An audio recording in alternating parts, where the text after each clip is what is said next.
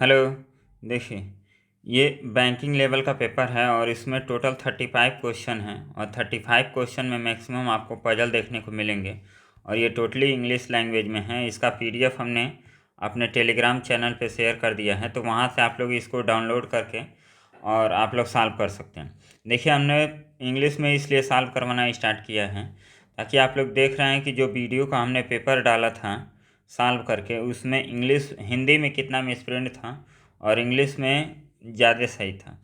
तो इससे थोड़ा आप लोगों को इंग्लिश पढ़ने में समझ में आएगा। इसको हम पूरा हिंदी में भी एक्सप्लेन करेंगे कि इसको कैसे सॉल्व करना है। और इसमें टोटल 35 क्वेश्चन हैं और मेनली इसमें क्या है, पजल है। तो बैंकिंग में आप लोग जानते ही हैं कि बैंकिंग में सबसे ज़्यादा पजल पूछा जाता है और मिसलेनियस काफ़ी कम पूछे जाते हैं। तो चलिए, पहला पजल हम लोग सॉल्व करते हैं और इसको देखते हैं कि कैसे सॉल्व करना है। जब भी आप पजल सॉल्व करें तो वहाँ पे क्या करना होता है कि पजल का कंडीशन आप यहाँ पे एक तरफ नोट कर लीजिए और उसके बाद पजल को सॉल्व करना होता है। देखिए हम कैसे सॉल्व कर रहे हैं। 8 boxes are placed one above another. 8 box हैं जो एक के ऊपर एक ऐसे रखे गए हैं, तो उसको हमें अरेंज करना है। Only 2 boxes are placed between U and T. U and T के बीच में 2 बॉक्स हैं। Only one box is placed between T and R. T and R के बीच में एक बॉक्स रखे गए हैं। Only 2 boxes are placed between R and V. R and V के बीच में 2 बॉक्स रखे गए हैं। वन बॉक्स भी इज प्लेस्ड बिलो आर। जो भी है वो किसके नीचे है, आर के नीचे है। तो भी आर के नीचे है, तो इसको आप ऐसे अरेंज कर सकते हैं। यहाँ पे एक बॉक्स है तो आर के नीचे ये हो गया भी। इस तरह आप लिख सकते हैं। उसके बाद देखिए, box V is placed below R. Then 3 boxes are placed between S and Q. S और Q के बीच में 3 बॉक्स हैं। Both are placed above T. ये दोनों T के ऊपर हैं। Box W is placed below V. V कहाँ है, W के नीचे है। ये कितना नीचे है ये नहीं पता है। Not more than one box is placed between S and P. इस लाइन को हमें देखना है कि यस और पी के बीच में 2 से ज़्यादा नहीं हो सकते हैं। इसका अर्थ यही हुआ, एक हो सकते हैं या 0 हो सकते हैं। अब इसको देखिए सॉल्व कैसे करना। ये कन्फर्म डाटा है आपके पास, तो इसको हम लोग ऐसे अरेंज कर देते हैं। आर आर के नीचे दो बॉक्स आर और भी के बीच में 2 बॉक्स हैं और आर के नीचे भी हैं और भी के नीचे डब्लू हैं। अब देखिए टोटल 8 बॉक्स हैं, तो यहाँ पे मिल गए 1 2 3 4, 4 बॉक्स मिल गए और 4 बॉक्स और आपको लगाना है। आर और टी आप देख रहे हैं, यदि आर और टी को ऐसे लगा दिए तो 1 2 3 4 5 6 और ये 3 कहाँ, 6 और 5 कितना हो गया, 11 बॉक्स हो गया। तो हम टी को, क्योंकि यस और क्यू कहाँ है, टी के ऊपर है, तो टी के ऊपर आएंगे तो ये 5 बॉक्स ऊपर आएंगे टी के। तो हम लोग ऐसे अरेंज नहीं करेंगे। इसको कैसे अरेंज करना है, यहाँ पे देखिए, यहाँ पे अरेंज करेंगे आर और इसको 2 बॉक्स नीचे भी हो गया और आर और टी के बीच में एक है तो टी यहाँ पे हो गया और इसके नीचे हो गया डब्लू। अब देखेंगे यस और क्यू को हमें सेट करना है। यस क्यू को सेट करना है और यस और पी एक पास होना चाहिए। उनके बीच में गैपिंग जो होनी चाहिए मात्र 0 की या 1 की गैपिंग होनी चाहिए। तो यहाँ पे देखिए टी और यू के बीच में कितना है, 2 बॉक्स हैं, तो हम यहाँ रख देंगे टी और यू को, तो भी गलत हो जाएगा। हमें चाहिए, अब देखिए, 1 1 2 3 4 5 6, 6 के बाद 2 बॉक्स और चाहिए, 7 और 8। लेकिन यहाँ पे हम यस रख दें या क्यू रख दें तो 3 बॉक्स की गैपिंग नहीं मिलेगी, इसलिए यू कहाँ होगा, नीचे नहीं होगा। यू को हमें ऊपर ही रखना पड़ेगा। तो यू कहाँ हो गया, यहाँ हो गया। अब देखिए यस और क्यू में से क्यू को हमें यहाँ रखना पड़ेगा। अब बाकी 1 2 और यहाँ पे 3 और फिर यहाँ पे यस और यहाँ पे आ गया आपका पी। तो ये हमारा पजल क्या हो गया, सॉल्व हो गया। देखिए 1 2 3 4 5 6 7 8 बॉक्स है और 8 बॉक्स को हमने अरेंज कर दिया। तो इस तरह आप लोग सॉल्व करेंगे तो पजल को आप लोग आसानी से सॉल्व कर सकते हैं। अब इसका क्वेश्चन हम 66 नंबर देखते हैं, क्या लिखा है। How many boxes are there between T and S. T और यस के बीच में कितने बॉक्स हैं, तो इसको हम लोग देख लेंगे। 1 2 3 4, 4 बॉक्स हैं आपके टी और यस के बीच में। तो मोर देन 3 आपका ऑप्शन हो गया। अब इसको हम लोग 67 नंबर का देखते हैं। Which of the following box is placed immediately above Q. Q के ऊपर क्या है, आर है, तो आर ऑप्शन आपका सही हो गया। एक पजल पे आपको 5 क्वेश्चन का आंसर देना होता है। जब भी आप बैंकिंग का एग्ज़ाम देंगे तो उसमें एक पजल आप सॉल्व करेंगे तो आपको 5 क्वेश्चन का आंसर देना होता है। तो ये एक पजल सॉल्व किए, इसके आधार पे आपको 5 क्वेश्चन का आंसर देना है। एक क्वेश्चन ये 2, और यहाँ पे नीचे आएंगे तो देखिए 2 के बाद ये हो गया 3 4 और 5, तो 5 बॉक्स ऐसे आपके 5 क्वेश्चन आपके हो गए। एक पजल सॉल्व कीजिए और 5 नंबर क्या करिए, 5 नंबर का क्वेश्चन सॉल्व कर लीजिए। तो यही बैंकिंग का ट्रेंड होता है। देखिए एक क्वेश्चन ये है मिसलेनियस पॉइंट से, इसको हम लोग देखेंगे।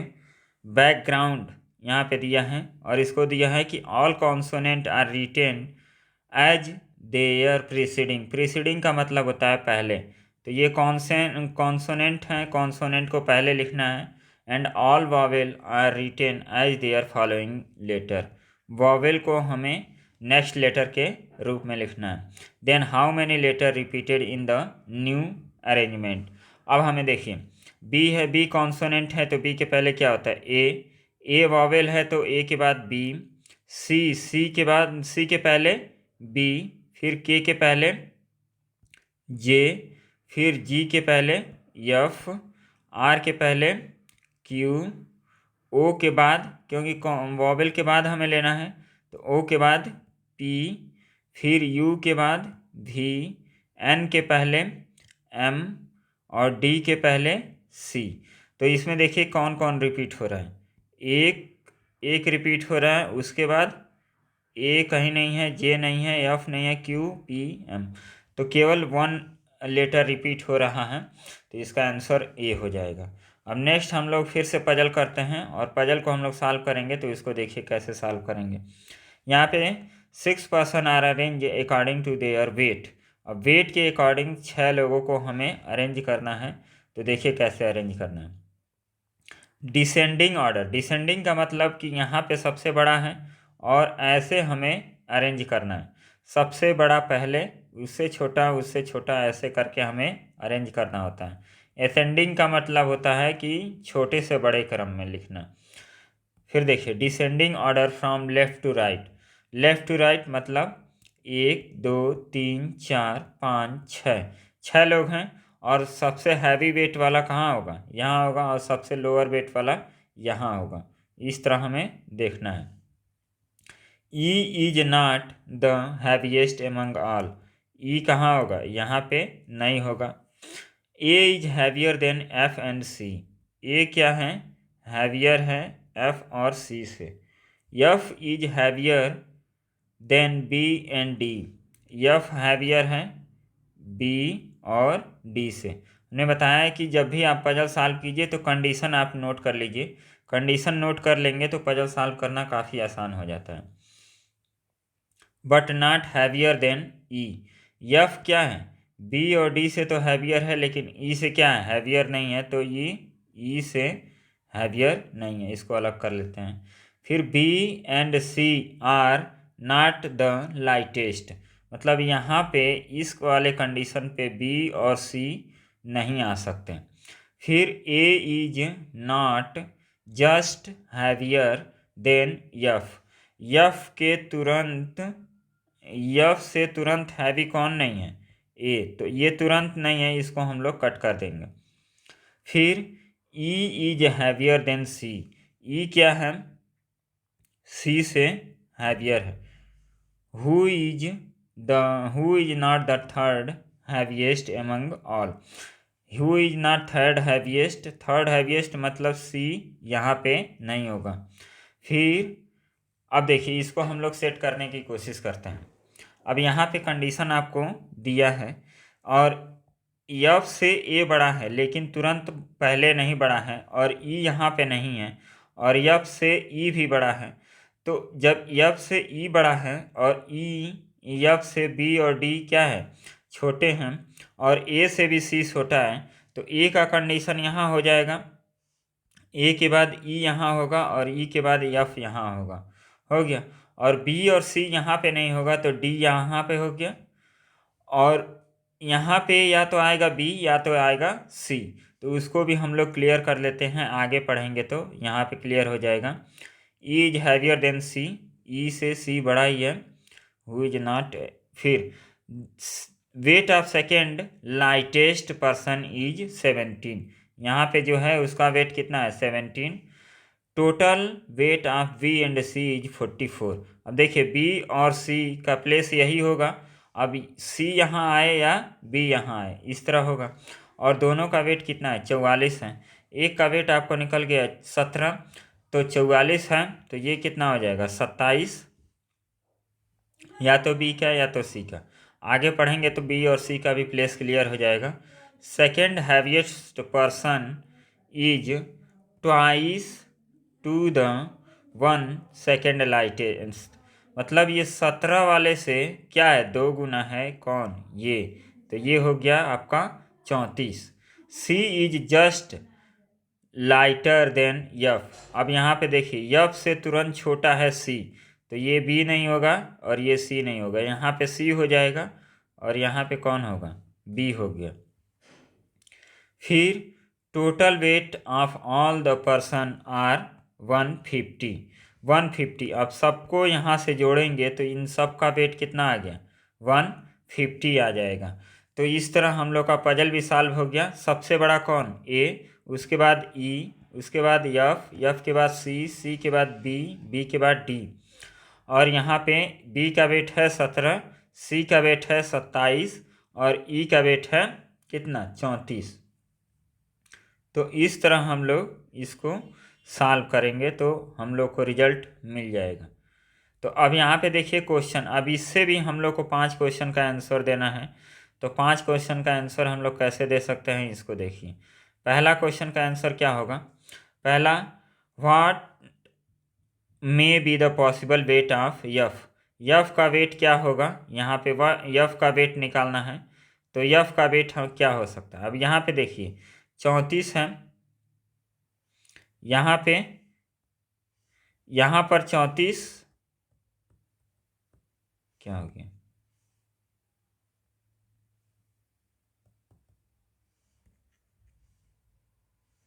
यहाँ पर 34 है, ये वाला 34 और ये 27, तो वेट इन दोनों के बीच में होना चाहिए। तो वेट क्या हो जाएगा, तो ये 34 और 27 के बीच में क्या आ जाएगा 30 आ जाएगा, तो 30 आपका आंसर हो जाएगा।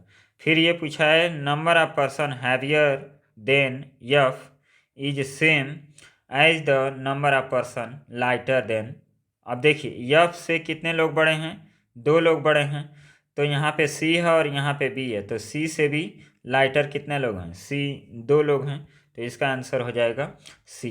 ये 2 क्वेश्चन का आंसर हम लोगों ने किया और बाकी आप 3 क्वेश्चन का आंसर यहाँ पे आप देखेंगे तो यहाँ पे आपको 3 क्वेश्चन का और आंसर आपको देना पड़ता है। एक पजल को सॉल्व करना होता है और उससे रिलेटेड आपको 5 क्वेश्चन का आंसर देना होता है बैंकिंग एग्जाम में। तो यही बैंकिंग एग्जाम में फ़ायदा होता है कि एक पजल को सॉल्व कीजिए और 5 क्वेश्चन बना लीजिए। चलिए अब हम लोग मिसलेनियस करते हैं इनइक्वलिटी, इसको हमने काफ़ी अच्छे से सॉल्व करवाया है आप लोगों को। यहाँ पे देखिए एक स्टेटमेंट है और उससे 2 कंक्लूजन दिया गया है और उसको हमें सॉल्व करके बताना है कि कौन सही है कौन गलत है।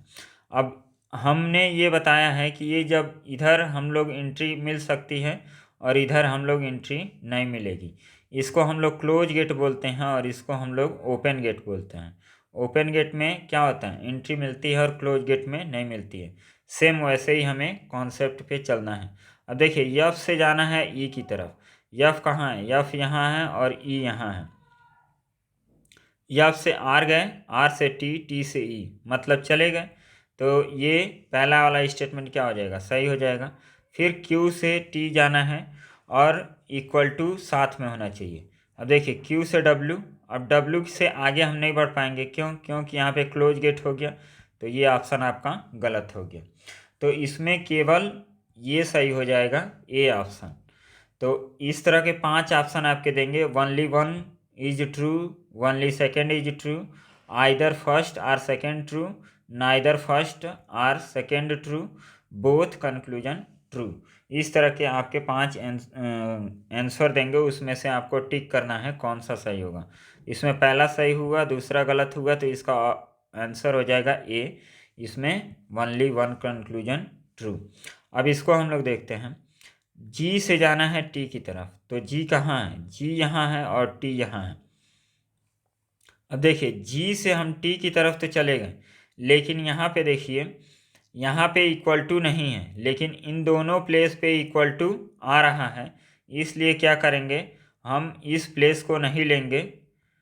ये क्या हो गया, गलत हो गया, क्योंकि जब इस कंडीशन में हम किसी भी कंक्लूजन को चेक करते हैं तो हमारा क्या होना चाहिए, ये ही निकलना चाहिए। जैसे ये दिया है आपका g is greater than equal to h is greater than t, तो इसमें भी कभी भी स्टेटमेंट में आपका लॉजिक निकलेगा तो हमेशा यही सही होगा, यही वाला सही होगा आपका, ये कभी नहीं सही होगा।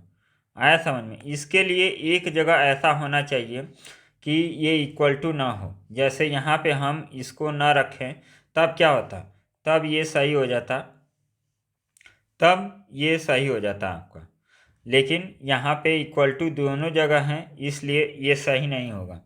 तो यहाँ पे क्या हम कर सकते हैं, अब ये भी इक्वल टू केवल है और यहाँ ग्रेटर देन है, तो इन दोनों को मर्ज कर देंगे, तो दोनों को मर्ज करने के बाद ये स्टेटमेंट आपका सही हो जाएगा, T is less than equal to जी।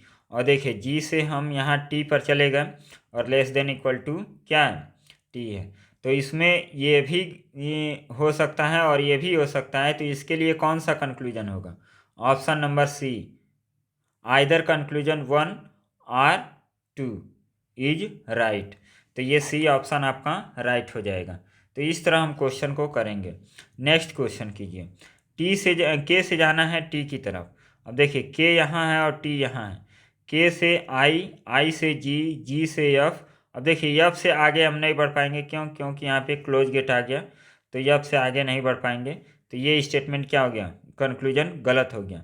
अब आर से एफ, आर से एफ, अब देखिए इसमें क्या अंतर है, आर से एफ वाले में यहाँ हम देखेंगे तो F is less than equal to T is less than R, R हो गया। और यहाँ आर से हमें दिखाना है कि एफ, इस वाले स्टेटमेंट में क्यों गलत हो जा रहा था, क्योंकि यहाँ दोनों जगह इक्वल टू ऐसे आ रहा था, लेकिन यहाँ पे दोनों जगह इक्वल टू नहीं है और यहाँ पे भी इक्वल टू नहीं है, और आर से टी चले गए और टी से एफ चले गए, तो ये हमारा स्टेटमेंट क्या हो जाएगा, सही हो जाएगा। तो ये सही हो जाएगा और पहला क्या हो जाएगा, पहला गलत हो जाएगा। तो इसमें कौन सा होगा, ऑप्शन नंबर बी आपका राइट आंसर हो जाएगा। तो इन दोनों क्वेश्चन को आप लोग फिर से सॉल्व कीजिएगा और अच्छे से इसको देखिएगा।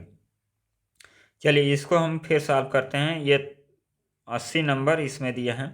चौथा क्वेश्चन, इसमें सी से जाना है और जी की तरफ। यहाँ देखिए सी यहाँ है और जी यहाँ है, सी से डी गए और डी से जी गए, तो ये पहला सही हो गया।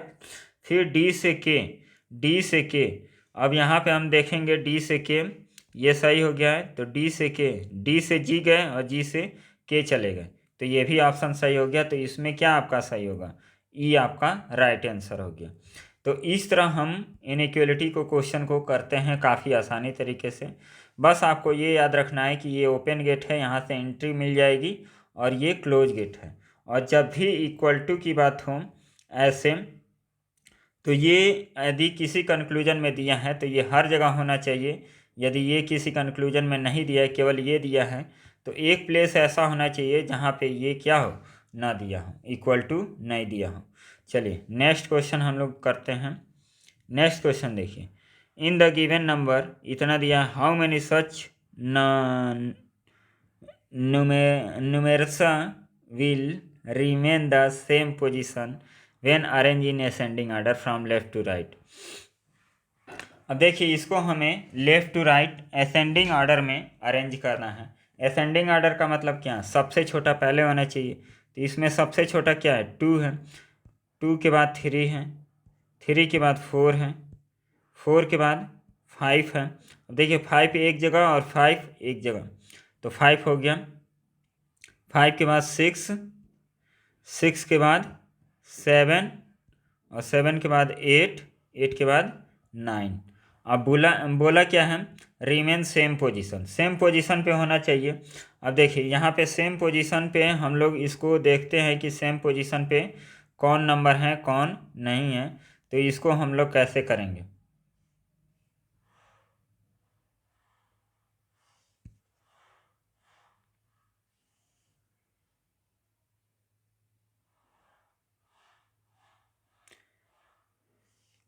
इसको हमने क्या 2 क्या हो गया,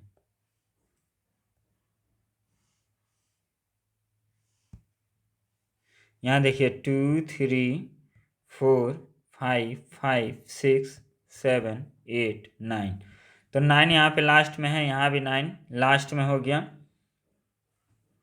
फिर 8 7 नहीं होगा, फिर 6 चौथे नंबर पे, 6 भी चौथे नंबर पे, 2 हो गया। फिर 5, तो 5 एक मिल गया, तो 3 जगह आपको मिलेगा, तो 3 आपका आंसर हो जाएगा। चलिए पजल को हम लोग सॉल्व करते हैं फिर से पजल, और इसके बाद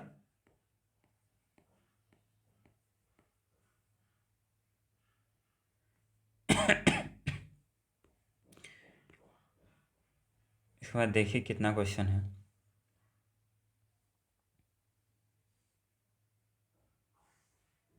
इसको सॉल्व करते हैं। इसको देखिए, 8 person ABCDEFGH were burn in month of December. December month में ये लोग पैदा हुए हैं।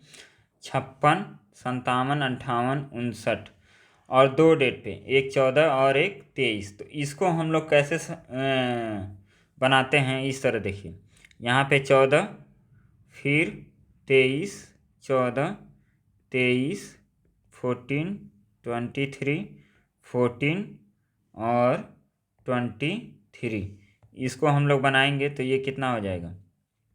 इस तरह पहले हम लोग बना लेते हैं जब भी हम लोग को डेट वाइज कोई नंबर मिलता है तो। अब देखिए इसको हम लोग बना लिए, और ये हो गया 1956, ये हो गया 57, ये हो गया 58, और उसके बाद ये हो गया लास्ट वाला 59। अब हमको यहाँ पे इसको क्रम को सजाना है कि कौन किस में बर्न किया है। बर्न मीन्स पैदा हुआ है। E was born in the even number year. Even number year, तो ई यहाँ होगा या यहाँ होगा। फिर but not the eldest among all, मतलब ई सबसे ऊपर नहीं होगा। उसके बाद more than 2 person were born between E and D. E और डी के बीच में 2 से ज़्यादा लोग जन्म लिए हैं। फिर H was born just after D. D के तुरंत बाद कौन पैदा हुआ है, H. There are as many person born before H as same born after B. B और यच में क्या है, जितना यच के पहले लोग जन्म लिए हैं बी के बाद उतने जन्म लिए हैं। फिर G was born before F. G कहाँ है, G was born before F. Before F, तो जी एफ के पहले, आफ्टर ए के बाद। तो ये एक कंडीशन है, तो इसको हम लोगों ने नोट कर लिया। And they all born same date, और ये तीनों के तीनों क्या हैं, सेम डेट पे बर्न हुए हैं। तो अब इसको हमें क्रम में सजाना है। अब देखिए ई आपका इस सन में आएगा या इस सन में आएगा। तो हम कहाँ इसको रख सकते हैं, और ई और डी में 2 से अधिक पर्सन होना चाहिए। तो हम देखिए पहले इसको यहाँ पे रखते हैं, क्योंकि यहाँ पर तो होगा नहीं ई, क्योंकि ये बोला गया है कि सबसे एल्डेस्ट पर्सन ई नहीं है। तो ई को पहले कंडीशन में यहाँ रखते हैं, और ई और डी के बीच में 2 से अधिक पर्सन है। तो 1 2 3, 3 हम मान के चलते हैं। तो 3 मानेंगे तो यहाँ पे डी रखेंगे, और डी के तुरंत बाद यच आएगा, और यच के पहले जितने लोग हैं उतने बी के बाद में हैं। तो यच यदि यहाँ रखा जा रहा है तो बी यहाँ रखा जाता, लेकिन ऐसा पॉसिबल नहीं है। तो हम लोग क्या करेंगे, डी को एक स्थान और नीचे कर देंगे, और इसको यच को यहाँ रख देंगे, तो बी हमारा यहाँ हो जाएगा। तो कंडीशन देखिए ये वाला क्या है, यच के पहले जितने लोग हैं बी के बाद भी उतने ही लोग हैं। उसके बाद हम लोग क्या करेंगे, अब किसको रखना है, इसको रखना है। इसको देखिए, इसको हम लोग रखेंगे एफ जी ए, और तीनों एक ही डेट पे होना चाहिए। ये दोनों तो फुलफिल हो गया, बचा है 4 डेट, और 4 डेट में केवल आपको 2 ही डेट इक्वल मिल रहा है, जबकि 3 डेट आपको इक्वल मिलना चाहिए, तभी तो ये रखे जाएंगे। तो ये पॉसिबल हम लोग का कंडीशन नहीं है। तो इस कंडीशन को हम लोग क्या कर सकते हैं, हटा सकते हैं, और ई को अब यहाँ रख लें, और एक और पॉसिबल कंडीशन बना ले, ई को हम यहाँ रख लें। अब देखिए हम लोग सॉल्व करते हैं। ई और डी के बीच में 2 से ज़्यादा मतलब 3 तो होना ही चाहिए। तो यहाँ हम लोग देखेंगे तो इसमें यहाँ पे डी हो जाएगा, और डी के नीचे यच, और यच यहाँ पे सेकंड प्लेस पे, तो इधर से भी बी सेकंड प्लेस पे। क्यों? क्योंकि यच के पहले और बी के बाद दोनों इक्वल हैं। फिर यहाँ हम देखेंगे तो 1 2 3 यहाँ पे हम डी रखेंगे, तो यच आपका यहाँ आ जाएगा, और फिर यच यहाँ आ गया, तो ऊपर 2 लोग हैं तो नीचे भी 2 लोग होना चाहिए। तो यहाँ पे ई आ गया, तो यहाँ पे ये कंडीशन पॉसिबल नहीं होगा। तो डी को फिर से हम यहाँ लेंगे, और यच को यहाँ, तो बी हमारा यहाँ आ गया। तो ये कंडीशन भी हो गया, और ये कंडीशन भी हो गया। अब हम लोग ए जी एफ को हम लोग सेट करते हैं। तो फिर से इसमें हम लोग सेट करेंगे। अब देखिए, एक को हम 23 तारीख को रख लें, तो फिर से 23 तारीख में केवल एक ही पर्सन आएगा। तो ये कंडीशन हम लोग का क्या होगा, गलत हो जाएगा।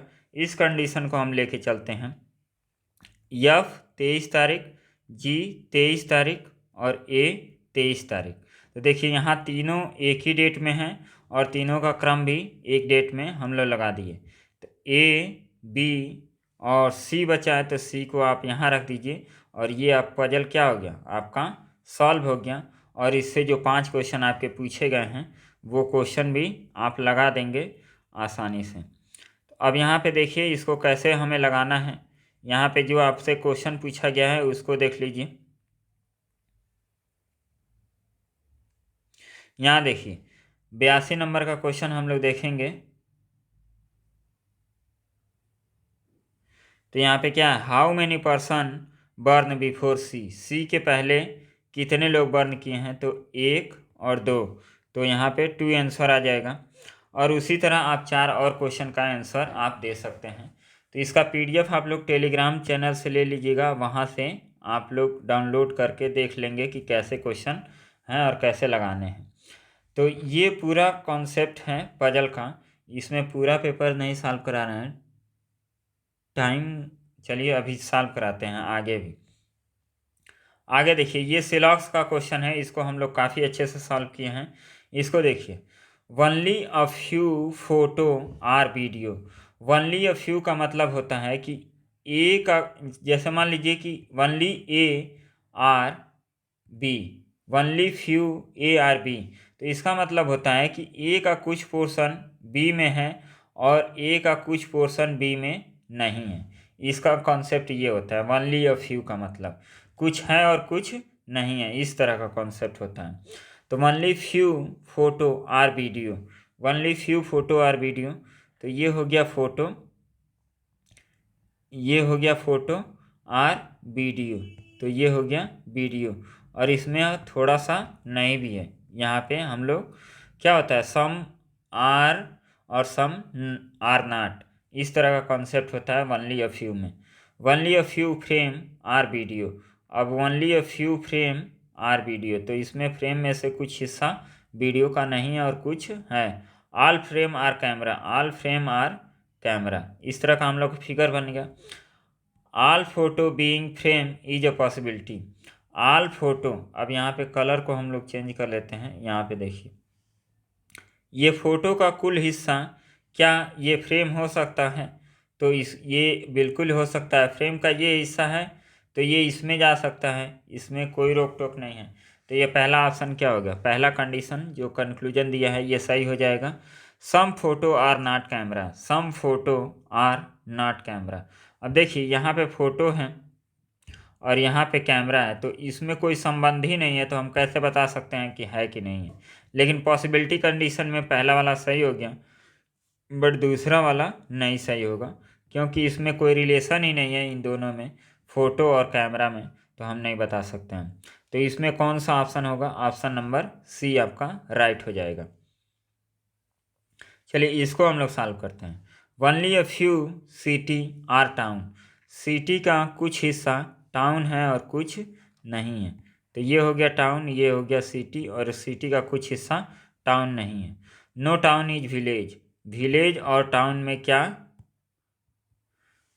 कोई रिलेशन नहीं है।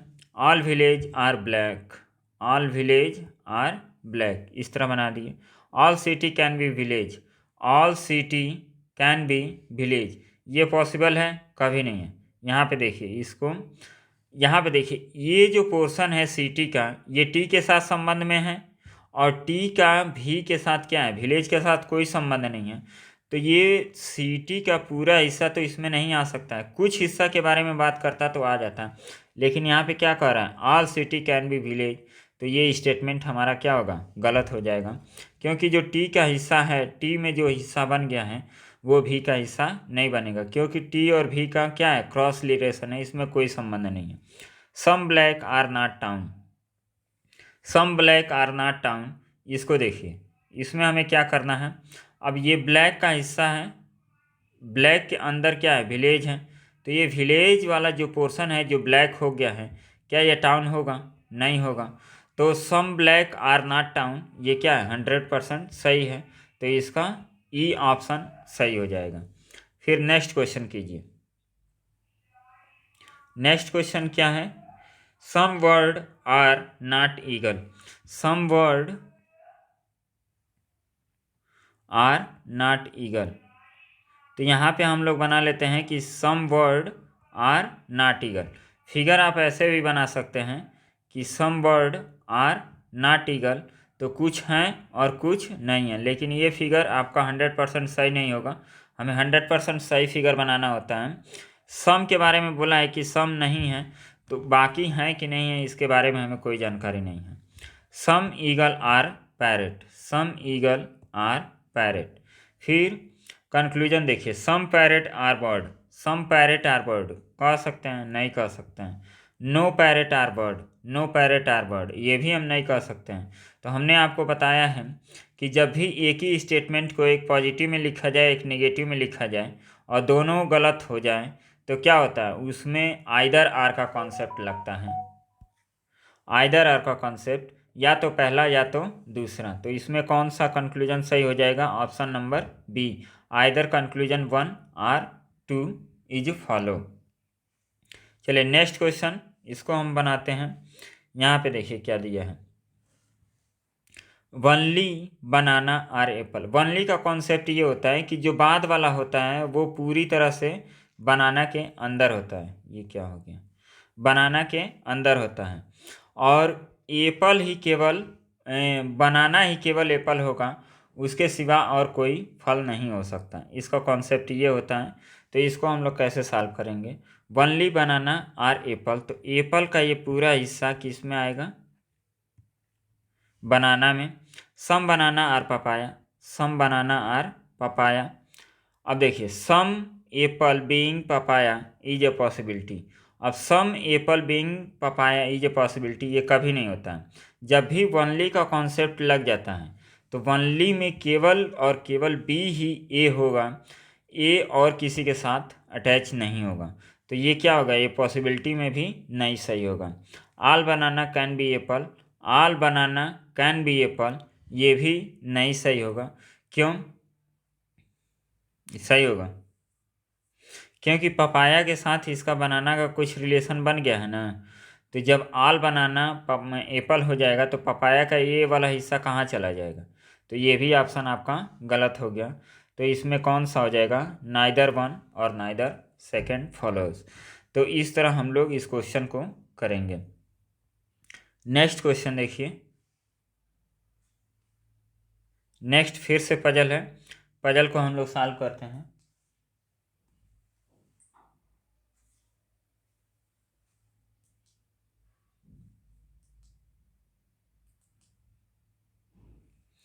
क्लास लंबा हो गया, 35 मिनट का क्लास हो गया। देखिए, ये इसका पीडीएफ हमने शेयर कर दिया है टेलीग्राम चैनल पे। वहाँ से आप लोग इसको डाउनलोड करके अच्छे से और आप लोग करेंगे तो और अच्छा होगा। तो इसको आप लोग देखिएगा, इसको सॉल्व कीजिएगा। अब देखिए पूरा क्वेश्चन हम नहीं सॉल्व करा पाए, थोड़ा हेजिटेशन भी है। और इसको आप लोग सॉल्व कीजिएगा। ये अड्डा के वेबसाइट से हमने इसको डाउनलोड किया था। अब चलिए अगली बार से पूरा कोशिश करेंगे कि पूरा पेपर को कंप्लीट करें। चलिए इतना ही रहने देते हैं, क्लास भी लंबा हो गया। चलिए मिलते हैं नेक्स्ट वीडियो में, बाय।